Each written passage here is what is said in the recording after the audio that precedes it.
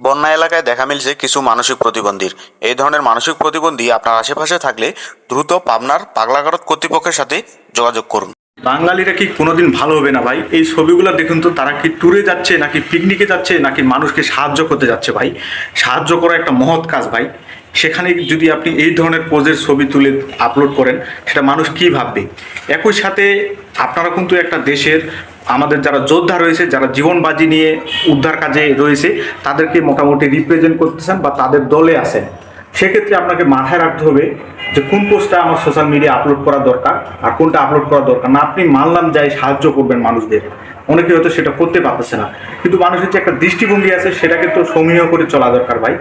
আপনি এমন একটা জায়গায় যাচ্ছেন যেখানে মানুষ মৃত্যুর সাথে লড়াই করতেছে, সেক্ষেত্রে এই ট্যুরের মতো একটা পিকচার দেওয়া কি আপনার ঠিক হয়েছে ভাই?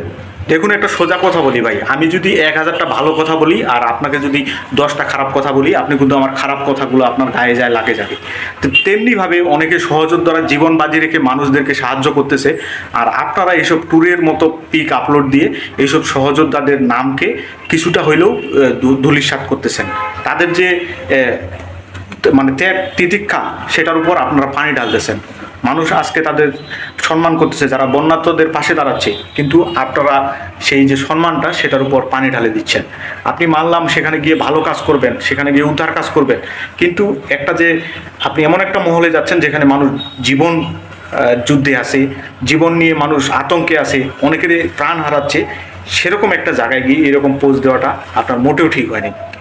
বুঝতে পারছেন?